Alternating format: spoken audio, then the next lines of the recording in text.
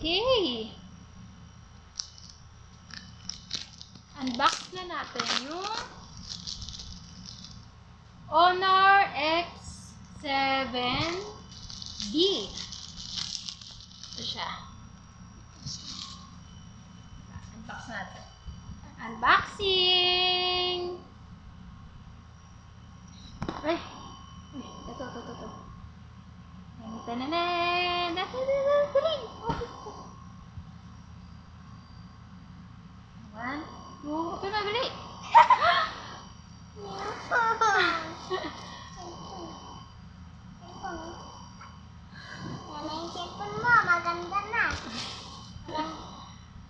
Maganda na ba?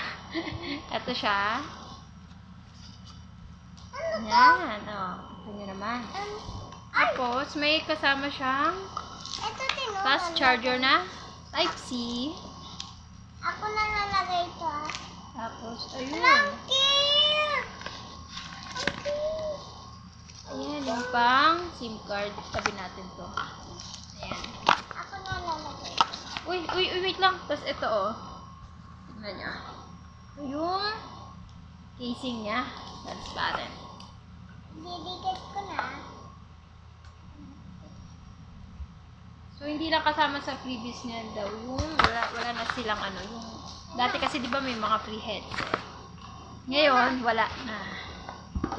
Tapos, ayun, Type-C na yung niya. Charger niya, Type-C. So, sabi dito, ano yung kanina, sabi niya, 125 yung memory niya. Parang, kahit hindi mo siya lagyan ng memory card, mataas na. Tapos, matagal daw siyang malobat. Mabilis siya mag-charge, tapos matagal siyang malobat.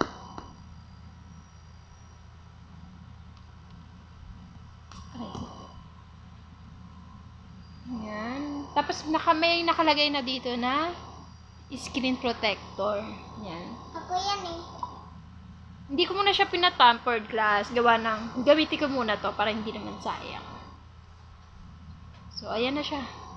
Ay, kasi nga pala, yung binili ko to, inopen na nila to.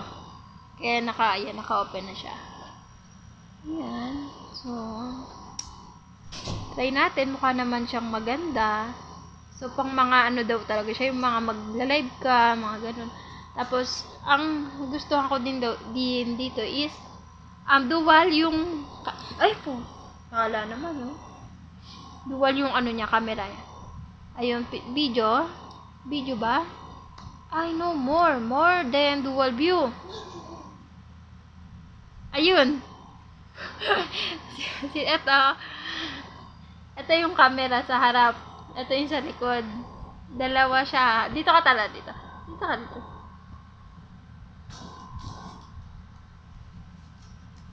Diba? Ayan dual siya galing. Ano to? Nag-zoom? Zoom. Okay. Stop.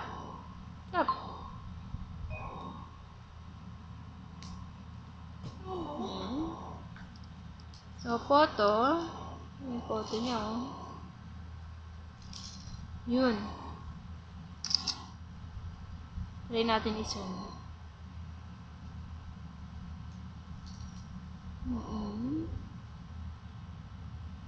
So, okay naman. Malinaw naman siya, guys. Yan. So, ito ang Honor X7D. So, sabi nung nagtitinda kanina, yung napapanood daw natin na, yung, alam mo yung matiba, yung sagasaan na buo pa rin.